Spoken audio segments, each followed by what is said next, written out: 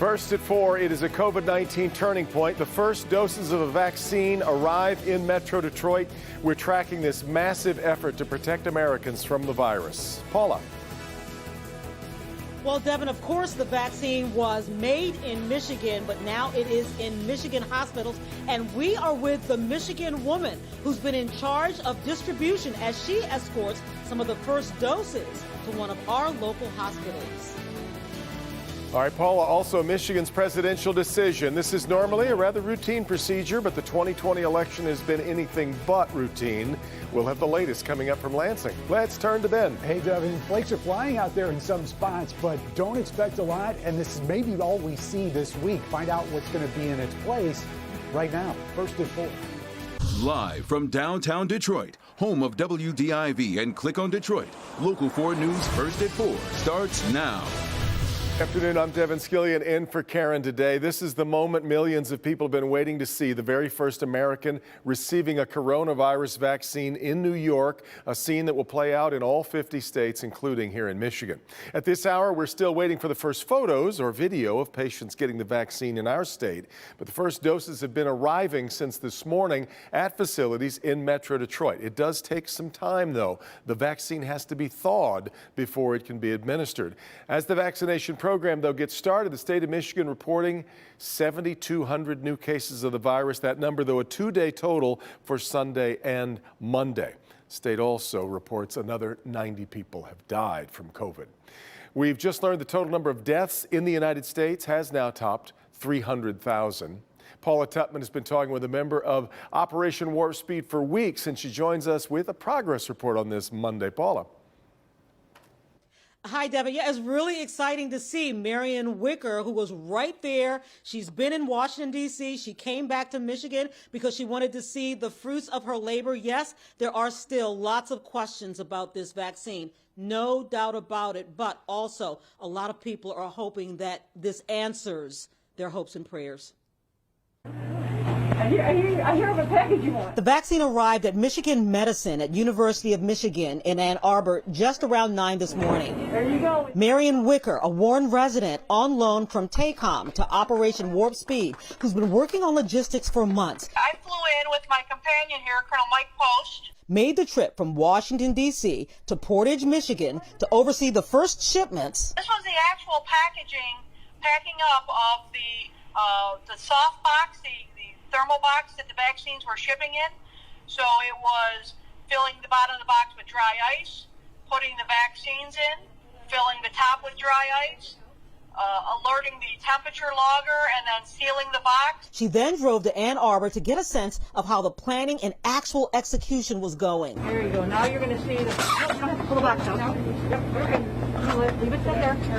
See the 2 straps? The intel that I'm getting is all of the vaccines are around the country are arriving thus far as they should. Michigan Medicine is working out the kinks, making sure the process is right and watching for any possible adverse reactions or side effects. And so only 5 people will be vaccinated today and only 40 tomorrow. It's sort of a light at the end of the tunnel. I mean, we still have a ways to go. We still need to wear masks. We still need to social distance until all of this, or the majority of us, can get the vaccine. But it was a package of hope. At almost the same time, in the city of New York, the first non-trial emergency authorized dose was going into the arm of an ICU nurse named Sandra. And it didn't feel any different from taking any other vaccine. And across the nation, glimmers inside of hallways in hospitals as precious cargo arrives via express mail carriers, not just as a vaccine, but as the hopes and desires of so many people who see this as the first step to getting their lives back. Though it cannot be ignored that today, the grim milestone of 300,000 Americans will never return to us because of this virus. We're starting down the getting everyone vaccinated pathway and hopefully seeing the light at the end of the tunnel for the COVID pandemic. You know, I just don't know that we can say this enough. This is not a vaccine approval. It is an emergency use authorization by the FDA. That is different, but the manifestation is the same in this way, Devin, and that is there is a lot of excitement by the fact that this is finally going into the arms of some people. No doubt, Paula, but since, Marion's been in the middle of all this and you've been talking to her, I'm wondering if she's seeing anything that still kind of needs tweaking, anything that they can improve on here. Yeah, you know what? She'll be the first to tell you that there are a lot of people involved in making this happen, right? It's not just her. She is the deputy chief of the distribution and production. Okay, so that's important to say.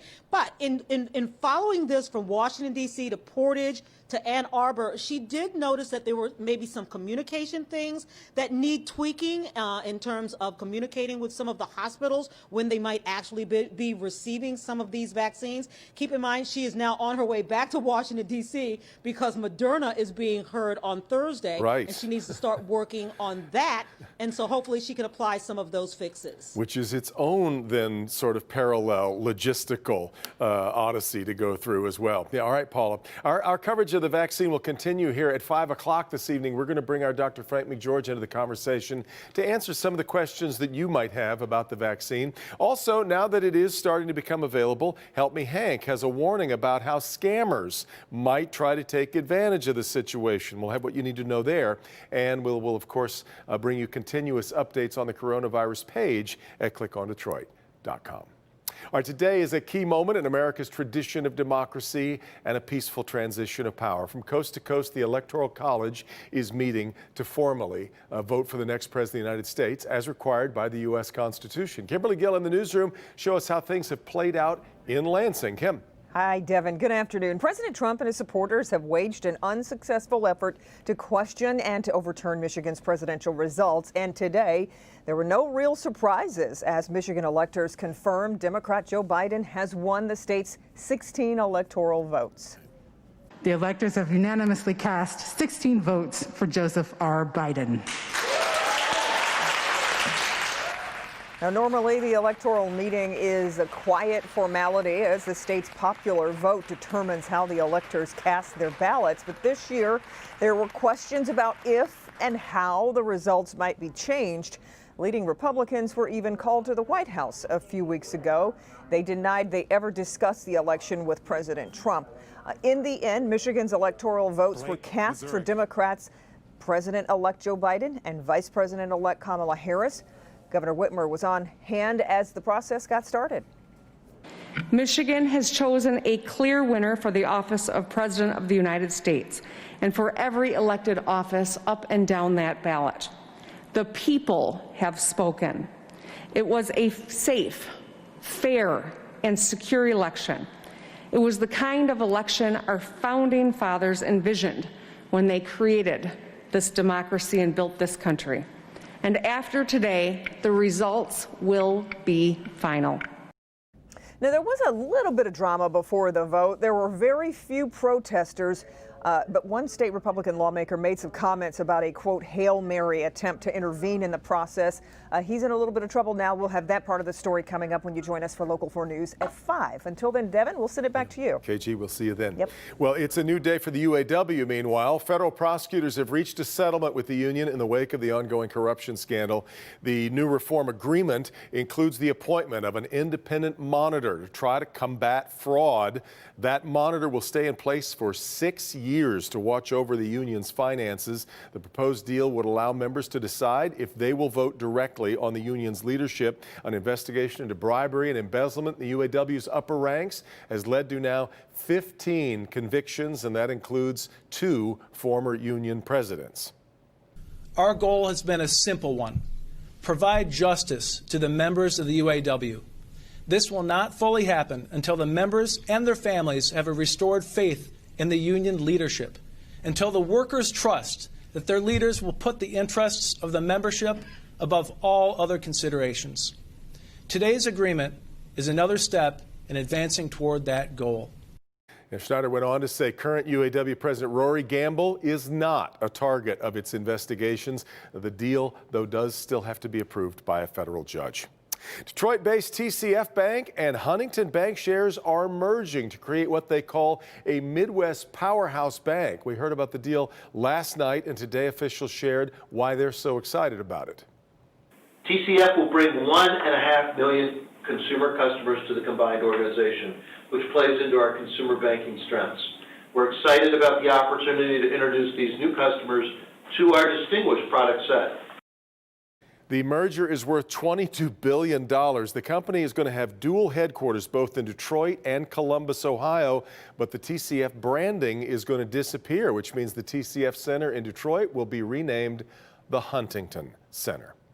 Well, we had a taste of the 50s on Saturday, which was really beautiful. It was lovely, but temperatures have dropped. It feels quite a bit more chilly than that today. Ben's got a peek at the first forecast right now. Ben? Yeah, Devin, happy Monday. And just like last week, we're starting with the coolest numbers first, and then we'll start adding to those as we get later into the week. But it definitely feels winter-like out there, even though we're still a little bit away from the official start of the season. Storm Tracker 4 has got some lake effect snow showers. Those are going to be with us probably through the evening. Really not going to amount to much, and you can see there are breaks in the clouds, so the sunshine getting in around those in spots. Otherwise, low 30s is where we sit right now. This is going to be one of the coolest high temperatures that we see. The warmest numbers will be coming over the weekend.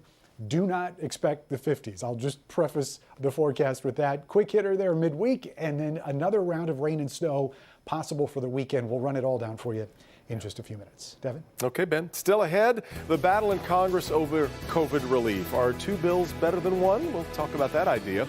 Also, we're tracking a potential name change in Major League Baseball. We talked about a bank.